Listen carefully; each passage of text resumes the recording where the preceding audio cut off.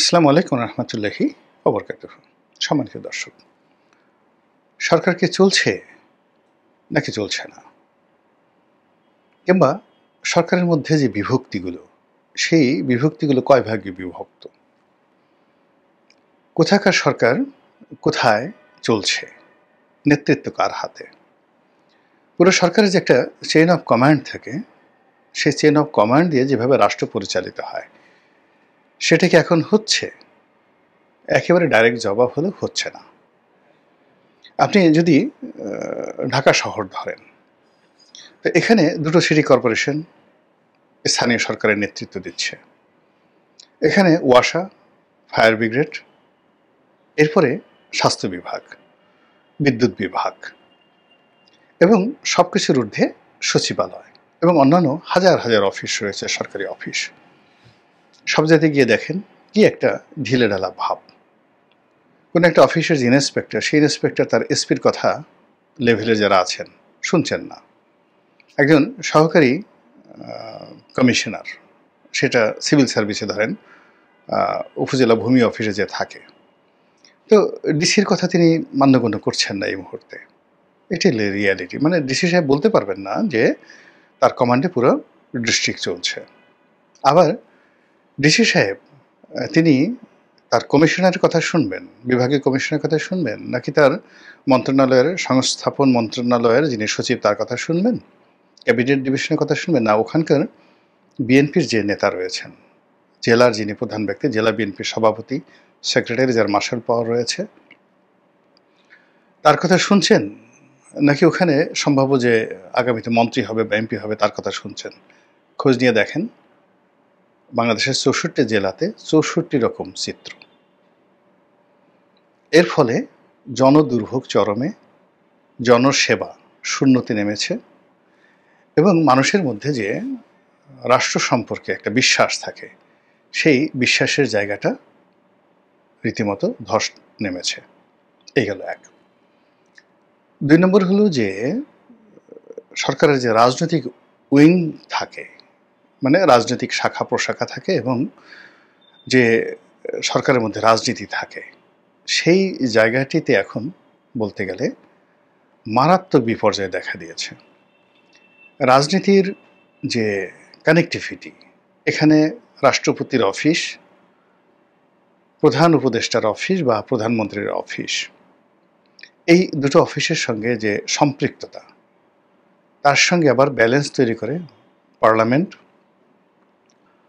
এবং যে সকল স্বাধীন সংস্থা রয়েছে, যেমন দুর্নীতি দমন কমিশন রয়েছে, তারপরে অডিট অ্যান্ড অ্যাকাউন্টস ডিপার্টমেন্ট রয়েছে, এই সব জায়গাতেই পুরো সংযোগটা এখন বলতে গেলে বন্ধ। বাংলাদেশ ব্যাংকের সঙ্গে অর্থ মন্ত্রণালয়ের সম্পর্ক এবং সেই বাংলাদেশ ব্যাংকের সাথে ব্যাংকগুলোর সম্পর্ক, এখানে কোনো কিছু ফাংশন করছে না।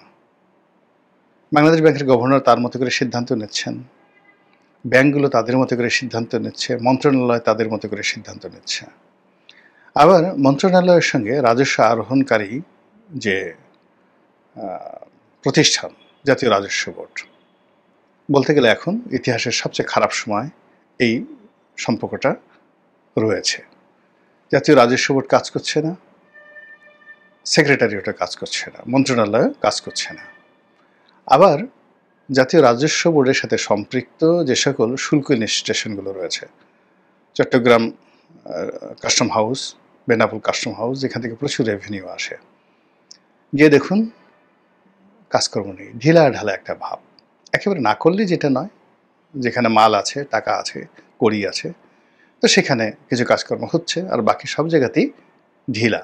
দেখি কি হয়, অপেক্ষা করেন। মানে কোনো সিদ্ধান্ত এসআরও জারি করে কোনো সিদ্ধান্ত নেওয়া, খুব দ্রুত শুল্ক উন্নয়ন করা, এই জিনিসগুলো হচ্ছে না। একইভাবে বন্ড, তারপরে ভ্যাট, আয়কর বিভাগ, ইনকাম ট্যাক্স বিভাগ, এখানেও রীতিমতো মড়ক লেগেছে। গত ১ বছরের যে পুরনো সমস্যাগুলো, যেগুলো হয়তো ১ মাসের মধ্যে সমাধান হয়ে যেত, একটা সমস্যার সমাধান হয়নি। যেখানে কমিশনার দিতে পারেন, যেখানে জাতীয় রাজস্ব বোর্ডের মেম্বার দিতে পারেন, যেখানে চেয়ারম্যান সাহেব দিতে পারেন, যেখানে অ্যাপিলেট ট্রাইব্যুনাল রয়েছে সেটা দিতে পারেন, আবার অ্যাপিলেট ট্রাইব্যুনাল থেকে কোনো সিদ্ধান্ত তারা দিতে পারে না, সেটা হাইকোর্টে আসবে। গত 10 মাসে এরকম একটা সিঙ্গেল সিদ্ধান্ত হয়নি। যেমন ধরেন বন্ডের একজন কর্মকর্তা যাওয়ার সময় তিনি একটা সিদ্ধান্ত দিয়ে গেছেন যে এই প্রতিষ্ঠানে 10 কোটি টাকা জরিমানা পড়ে আছে। এইভাবে সে প্রতিষ্ঠানও কাজ করতে পারছে না, সেই সিদ্ধান্তে কেউ হাতও লাগাচ্ছে না।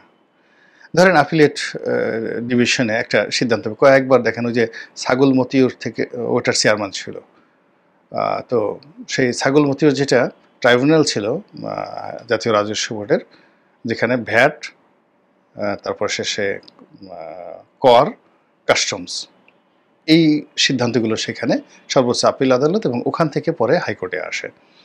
তো সেখানে কতজন যে চেয়ারম্যান হয়েছে সেই ছাগল মতিউরের পর এবং কটার সিদ্ধান্ত সেখানে হয়েছে খোঁজ নিয়ে দেখেন জাতীয় রাজস্ব বোর্ডে। এবং ওখান থেকে যে সকল সিদ্ধান্ত হাইকোর্টে এসেছে, একটা সিদ্ধান্ত হাইকোর্টে শুনানি পর্যন্ত হয়নি এখন পর্যন্ত, অথচ এটা 15 দিনের মধ্যে শোনানো হতো। তো কোর্ট কাছারিতে কী অবস্থা, লিস্টই আনা যাচ্ছে না। এই কাজগুলো হচ্ছে সেখানে। তো গেল হাইকোর্ট। তো এই অবস্থাতে সরকারের যে সকল উপদেষ্টা রয়েছেন তারা সবাই শুধু মিডিয়ার সামনে এসে কথা বলছেন, কিন্তু আসিফ নজরুল সাহেব, রেজওয়ানা, কিংবা ধরেন যোগাযোগ যারা রয়েছেন বা বন্দর যার অধীনে যারা মিডিয়াতে এসে কথাবার্তা বলেন নিয়মিত, ফয়জুল করিম সাহেব হলো যোগাযোগ মন্ত্রণালয়ের, আর ব্রিগেডিয়ার সাখাওয়াত নৌ পরিবহন মন্ত্রণালয়ের, তো আর সালেহ সাহেব হলো যাকে বলা হয় অর্থ মন্ত্রণালয়। ওনারা রেগুলার মানে নিয়মিত প্রেসের সামনে আসতেন, কিন্তু গত 1 মাসের প্রায় 1.5 মাসের অধিক সময় ধরে তারা খুব নেহায় দায় না পড়লে মিডিয়ার সামনে আসছেন না। এবং এর মধ্যে অনেকগুলো ঘটনা ঘটেছে। রেজওয়ানার উনি গিয়ে বেশ কয়েকবার ওই নলিতা বাড়ি, টাঙ্গাইলের বোধহয় টাঙ্গাইল বা শেরপুরের নলিতা বাড়ির দিকে তিনি একবার ঘেরাওয়ের শিকার হলেন এবং তার গাড়ি ঘেরাও করলো এবং সেখানে খুব বিশ্রী একটা অবস্থা তৈরি হয়েছে। এরপর তিনি সিলেটে গেলেন, সিলেটের যে ভোলাগঞ্জ, তো সেই ভোলাগঞ্জে তিনি এবং তার সঙ্গে ছিলেন যোগাযোগ উপদেষ্টা ফয়জুল করিম, তারা দুজনই সেখানে ঘেরাওয়ের শিকার হলেন। আর তিনি যদি এই মুহূর্তে কক্সবাজারে যান, উখিয়া যান কিংবা সেন্ট মার্টিন যান, কী যে হবে আল্লাহ জানে আর কি, এগুলো অবস্থা। তো আসিফ মোহাম্মদ সজীব ভুঁইয়ার এবং ডক্টর আসিফ নজরুল তারা বেশ একটা প্রীতি ফুটবল ম্যাচ খেললেন হাফ প্যান্ট পরে, এবং এটা এখন গুরুত্বপূর্ণ ভাইরাল দৃশ্য। ডক্টর মোহাম্মদ ইউনূস কাজকর্ম বাদ দিয়ে তিনি লন্ডনে গেলেন রাজার কাছ থেকে পুরস্কার আনার জন্য, এটাই এখন খবর। তিনি বাংলাদেশে কোনো গুরুত্বপূর্ণ সিদ্ধান্ত নিয়েছেন, পরিবর্তন করেছেন, ভালো কিছু করেছেন, মন্দ কিছু করেছেন, কিছুই না, তিনি পুরস্কার শুধু নিয়েই যাচ্ছেন। বক্তৃতা শুধু তিনি সেখানে চ্যাথাম হাউজে বক্তব্য দিলেন, লন্ডনে গিয়ে ইম্পেরিয়াল হোটেলে ছিলেন, সেখানে গিয়ে সেই জাপানের যারা তাকে আমন্ত্রণ করেছিল সেখানে নিক্কি গ্রুপ বোধ হয়, তো তারা যে তাদের যেটা পত্রিকা আছে সেই পত্রিকায় তিনি সাক্ষাৎকার দিলেন। টোকিও টিভির সঙ্গে ওদের সাক্ষাৎকার দিয়েছেন কিনা জানি না। ওখানে আমরা যখন গেছিলাম রাষ্ট্রীয় অতিথি হিসেবে, আমাদের এরকম নিপ্পন টিভি, তারপর শেষে টোকিও টিভি, এরপরে ওখানে আরও কয়েকটি পত্রিকা আছে, এরা এই বাংলাদেশ থেকে গেলে সাক্ষাৎকার নিতে আসে। আমি ক্ষুদ্র মানুষ, আমারও সাক্ষাৎকার নিয়েছে সেখানে, তো ওনারও নিয়েছে, সেই সাক্ষাৎগুলো সেখানে নিয়েছেন। আমেরিকাতে গেলে ভয় যাবে আমেরিকা বাংলা বিভাগ একটা সাক্ষাৎকার নেয়, আমারও নিয়েছে, ওনারও হয়তো আমেরিকা গেলেও নিবে।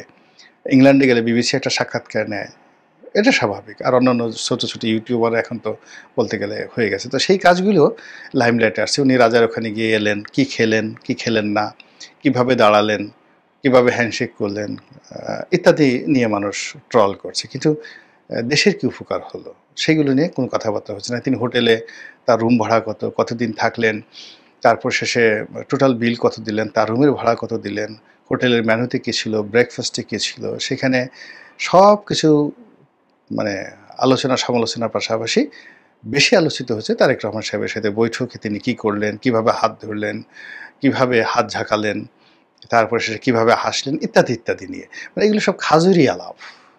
তো যখন মূল আলাপ না থাকে তখন খাজুরি আলাপ হয়, যখন কোনো কাজ না থাকে তখন কি করেন, নেই কাজ তো খই ভাস। তো বাংলাদেশের সরকারের একজন প্রধানমন্ত্রীর অফিস, প্রধান উপদেষ্টার অফিস এতটা ব্যস্ত সেখানে আসলে সকাল থেকে রাত্রি পর্যন্ত যদি কেউ কাজ করে, এখন যে প্রোটোকল রয়েছে তার তো 18 ঘন্টা পরিশ্রম করেও তো তিনি ফাইল সরাতে পারবেন না। তার মুখ্য সচিব, প্রধানমন্ত্রীর মুখ্য সচিব, আমরা তো এই রাষ্ট্রের পরিচালনার সঙ্গে সরাসরি ৫টি বছর জড়িত ছিলাম। আজ ফয়জুল কবির সাহেব যে মন্ত্রণালয় দেখেছেন, এই মন্ত্রণালয়ের সংসদীয় কমিটির সদস্য হিসেবে আমি পার্লামেন্টারি কমিটির একজন সদস্য হিসেবেই তো আমার মাথায় এক বস্তা ফাইল সবসময় থাকতো। এরপরে পার্লামেন্টারি প্রসিডিউর, নির্বাচনী এলাকায় আমার জেলার বৈঠক, সেখানে আইনশৃঙ্খলা কমিটি থেকে শুরু করে অন্যান্য যে কমিটিগুলো রয়েছে জেলাতে, উপজেলাতে কমিটির আমি প্রধান উপদেষ্টা। আমি সেই কাজ করিয়া আমার ব্যবসা নির্ভর করার পর তারপরে লোকজনের যে সাক্ষাৎকার, প্রতিদিন এলাকাতে তো কম করলে ২,০০০ লোকের সঙ্গে আমার কথা বলতে হতো, সকাল থেকে রাতে ২টো পর্যন্ত। তো সেখানে যমুনার সামনে ফাঁকা, কোনো লোক নেই, কী কাজ হচ্ছে বলেন তো? একজন সংসদ সদস্য তিনি যদি ২,০০০ লোকের সঙ্গে দৈনিক তার নির্বাচনী এলাকায় দেখা করেন, অন্ততপক্ষে ২০০ দরখাস্ত আসে, আরও বেশি ২০০ দরখাস্ত আসে, সুপারিশ করা গেল। অন্ততপক্ষে ২০০ টেলিফোন করতে হয়, টিএনও সাহেব, ওসি সাহেব, ডিসি সাহেব এই কাজটা করে দেন, সচিবালয়ে তদবির থাকে। এই যে কাজগুলো, this the part of the politics, this the part of the যাকে বলা হয় government, this the part of the state. এইভাবে ৩০০টা অ্যাঙ্গেল থেকে কাজ হয়। সেই ৩০০ অ্যাঙ্গেলের কাজগুলো মন্ত্রণালয়ে এসে মন্ত্রীর উপর চাপ সৃষ্টি করে, মন্ত্রীর ঘুম হারাম হয়ে যায়। আচ্ছা, এরপরে মন্ত্রীর যন্ত্রণায় সচিব, অন্ততপক্ষে সচিব, এডিশনাল সচিব এবং ২-৩ জন জয়েন্ট সেক্রেটারি, এদের তো কাপড় চোপড় ঠিক থাকে না। এই এমপি সাহেব আসতেছে একটা বিষয় নিয়ে, মন্ত্রী ডাকতেছে, আবার এমপি সাহেব গিয়ে সেখানে গিয়ে সচিবের সাথে গিয়ে ঝগড়া করতেছে, বন্ধুত্ব করতেছে, চা খাচ্ছে, গল্প করছে। একটা প্রাণবন্ত ১ বছর যাবৎ পুরো সেই রক্ত সঞ্চালন, রাজনীতির রক্ত সঞ্চালন, রাষ্ট্রের রক্ত সঞ্চালন এবং সার্কুলেশন বন্ধ, এবং সব জায়গাতেই স্টপ হয়ে আছে সব কিছু। এখন যে যার মতো করে আপনি এই রাষ্ট্র কি চলছে? এরশাদ সাহেব চালাচ্ছেন দক্ষিণ সিটি কর্পোরেশন। এখন ডক্টর মোহাম্মদ ইউনূস কি আছেন না নেই? তিনি যদি থাকেন তাহলে তো এরশাদ সাহেব থাকেন না, আর এরশাদ সাহেব যদি থাকেন তো ইউনূস সাহেব থাকেন না, আর দুজনে যদি থাকেন তাহলে দুটো রাষ্ট্র, গণপ্রজাতন্ত্রী বাংলাদেশ ওরফে ব্রাকেটে যমুনা, আর গণপ্রজাতন্ত্রী বাংলাদেশ ওরফে দক্ষিণ সিটি কর্পোরেশন। এই গেল অবস্থা। আর যদি গণপ্রজাতন্ত্রী বাংলাদেশ ওরফে প্রধান উপদেষ্টা, গণপ্রজাতন্ত্রী বাংলাদেশ ওরফে রাষ্ট্রপতি শাহাবুদ্দিন চুপ্পু। আবার যদি ধরেন গণপ্রজাতন্ত্রী বাংলাদেশ ডক্টর মোহাম্মদ ইউনূস অ্যান্ড গং, আর অন্যদিকে গণপ্রজাতন্ত্রী বাংলাদেশ জেনারেল ওয়াকারুজ্জামান অ্যান্ড গং। আবার যদি আপনি ধরেন গণপ্রজাতন্ত্রী বাংলাদেশ ডক্টর মোহাম্মদ ইউনূস ভার্সেস গণপ্রজাতন্ত্রী বাংলাদেশ পিনাকি চক্রবর্তী, অস্বীকার করতে পারবেন? তার কথায় সরকারের সবকিছু উল্টোপাল্টা হয়ে যাচ্ছে না? এই তো অবস্থা। তো সেই অবস্থাতে রাষ্ট্র কি চলছে? সরকার কি চলছে? বা যেভাবে চলছে সেভাবে কতদিন চলবে? আর এটা কি আমাদের জন্য দীর্ঘমেয়াদে আমরা কি এই ভার, এই দায় বহন করতে পারব? জাস্ট 10 মাসের মধ্যে জিডিপি অর্ধেকে নেমে এসেছে। সেই অর্ধেক জিডিপি আমরা কি সেটা বহন করতে পারবো? এই জিনিসগুলো ভাবতে হবে, বুঝতে হবে, সিদ্ধান্ত নিতে হবে। মহান আল্লাহ আমাদের সবাইকে হেদায়েত দান করুন এবং হেফাজত করুন। আসসালামু আলাইকুম ওয়া রাহমাতুল্লাহি ওয়া বারাকাতুহু।